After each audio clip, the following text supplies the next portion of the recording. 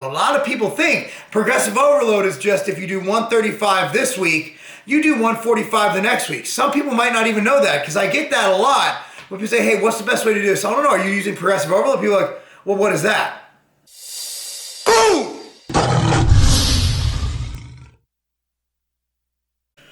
Boom! What's up, everyone? Marc Lobliner, TigerFitness.com CEO.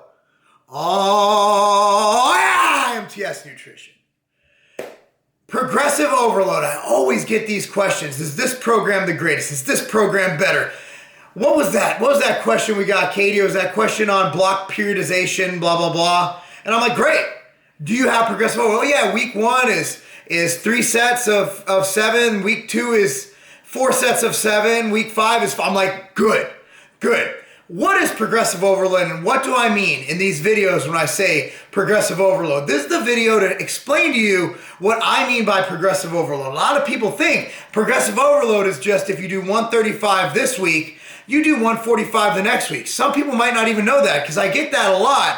When people say, hey, what's the best way to do this? I don't know. Are you using progressive overload? People are like, well, what is that?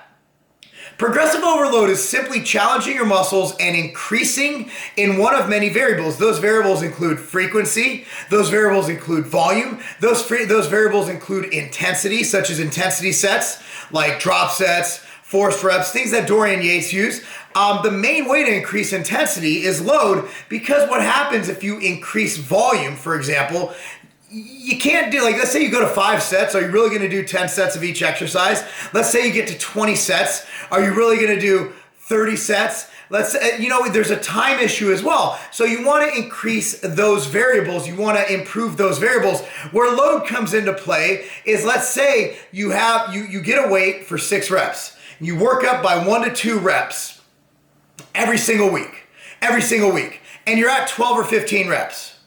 At what point do you stop? 100 reps? 300 reps? At what point does it just become really heavy cardio? That's the question I have to ask you. So for example, today I did 150-pound dumbbells with these very muscles. 150-pound dumbbells, 150 pounds for 10 reps. What you didn't see in the gram video I'm gonna post is my Instagram is at Marc Lobliner, by the way. If you don't follow me now. I'm sexy as fuck. Don't give me that look, you know you want me. No laughing. So here's the deal, is that the first week I started with 150s, I did 5 reps. Then I had to jump to 8 reps. I'm like, fuck, how many 8 reps? In my mind, I said I'm gonna beat 8 reps. I did. I got 9 reps. This week I got 10 reps. And this is after coming back from a slight strain right here from doing, well, I didn't warm up enough, and that's the God's honest truth. So Katie, let's talk about this. Now, you've been training now here's the deal, you can't always load with weight. There's always gonna be some reason why you can't go up in weight. For example, if we were all increasing our weights, you'd be squatting 8 million pounds right now and I'd be at 10 million. I've been training since, it's my 24th year training. This is your, what? You started training at like 17? About 18 years old? So this her 19th year of training just about. I was waiting for the bad joke. No, you being old is joke enough. Nothing funny about that. So what we've been doing is we've been increasing variables and also realized that there is a point, and I was just hearing, who was I talking to? Somebody who's 35, okay? And it was actually one of my coaches at Exos. He's like, look, I kept going balls to the wall, but I do realize once I hit a certain point, my body's gonna naturally, not like this, but your body's gonna kind of do this, and then maybe a little bit of this. And the goal is, as you age, to keep it up here. So I can say at 37, I'm the strongest I've ever been. I feel the best I've ever felt. But if I knew everything I knew when I was 19, that I know now, if I knew all that shit, I would have felt way better than I do now. Yeah. But I feel amazing now because I've looked at those variables. So the key to gaining in any program is progressive overload. Like, you're getting dumbbell press for what, 40 pounds? Yeah, that's what I did today, yeah. And so where did you start? Like my warm-up, or where did I start? Let's say 2 months ago after. Now keep in mind, there's also lifestyle variables. Like, I didn't have Katie's variables like pregnancy or bed rest because Cammie, we had issues with miscarriages when we first started trying to have kids. So, I mean, we had to be really careful with that. So we had those roadblocks, and it wasn't like we took time off training just because we've never fallen off track. But we've had life happen. And pregnancy fucks everything up. And then after pregnancy, kids fuck everything up. Yeah, but I've been really consistent. I mean, I think the most time I've taken off was when I was probably about 8 months pregnant and then recovering afterwards. But other than that, maybe just a vacation here and there. And she will take her week off for vacation. I recommend most people do. Yeah, I don't function without. I haven't taken a week off in a year and a half or more, maybe. So this, I'll probably be taking a week off. Well, I can use the cruise ship gym maybe once or twice, but it won't be my usual 5 days a week for sure. One of the most common questions we get on our Instagram lives is, how do I get back up in the gym? How do I get started? Get it at least once a day. And the answer is don't fall off. But things happen. And linear progression isn't always going to happen with load. So you always need to look at ways not to confuse the muscle. That's the biggest bullshit fucking marketing scam ever for P90X. Confuse the muscle. You want to confuse the muscle? Make it do fucking algebra. Okay, that'll confuse the muscle. Muscles can't count. Okay? And doing Marc. Yeah, so the key is you have to keep progressing. Dorian Yates, even in his high intensity, his HIIT training, and Dorian Yates' training, always had people record their weights and increase via reps, via weight, week to week to week. Now we can also account that he tore every muscle in his body by the end of his career. I'm just playing. But at the end of the day, I think that you need to know that you need to go intense. So you need to focus on those variables. So when I say progressive overload is the main variable to increasing, like, I also look at it from this standpoint. Like, you look at the one fixed variable, like, there are a couple exceptions, like Tony Freeman, who trains extremely light, but he's also mid-40s, late 40s. And he didn't really turn pro and start using his pro card till he was 40. But one variable is like, oh, Phil Heath isn't that strong. I've seen Phil Heath rep out with 4 plates on every lift. He did 5 plates on the hammer strength chest press. One thing you'll notice is all those fuckers are really strong. Even the natural guys, the Brian Whitakers and the Marshall Johnsons, like those guys. I was with Marshall training in Virginia a year and a half ago, and he was throwing up some sick weight, like, and he's always competing. He's in his 50s. So these guys, even if they didn't intend to, they've progressively overloading, where now not only they have the size and density, but they're also, as a byproduct, strong as fuck. Yeah.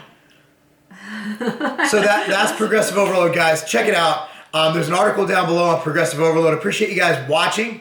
And again, follow all my stuff. Instagram is at Marc Lobliner, because I do put some epic training footage on there of myself, my wife, my kids who progressive overload. Now the key to, in fact, let's go beyond that.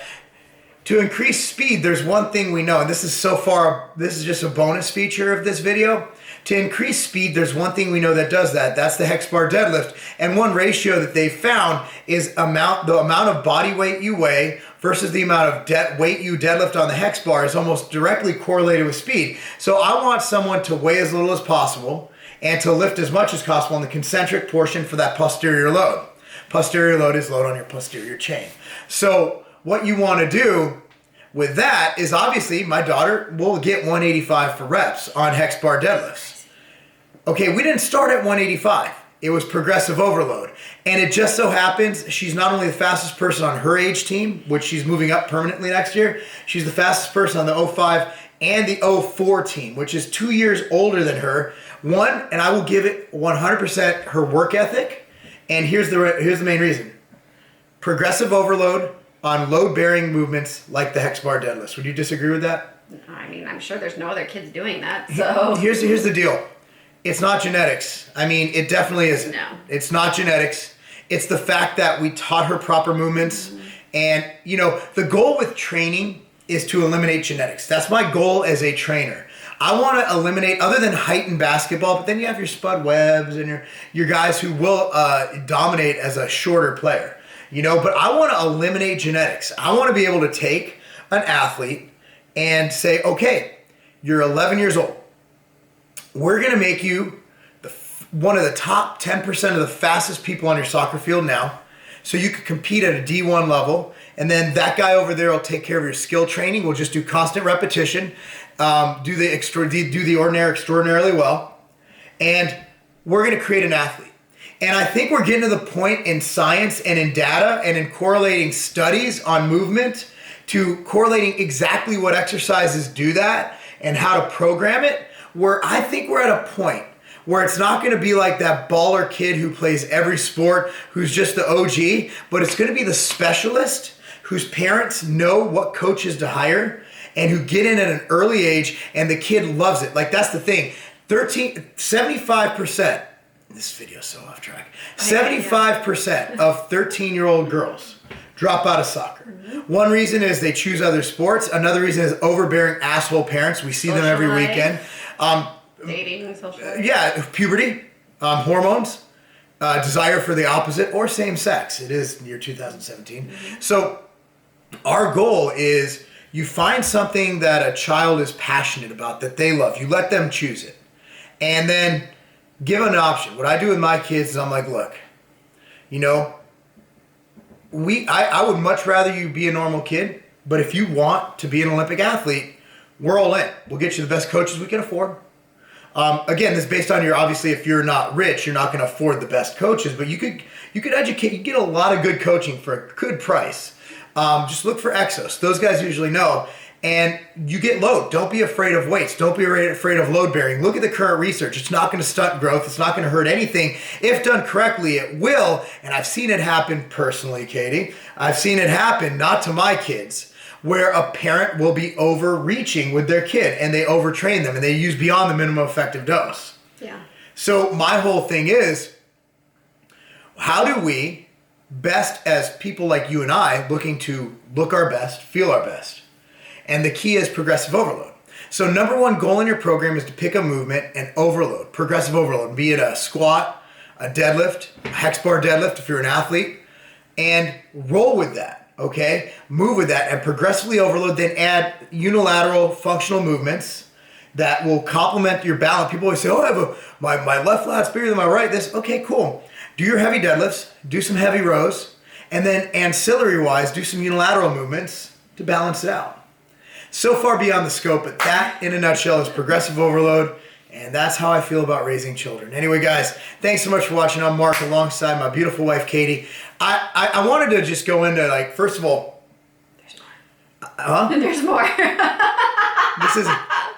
Go ahead. I want to just go in. So, I had a comments like, Katie's not talking much. Well, this is, like, stuff I do. Katie's not an expert on movement and training. No. But...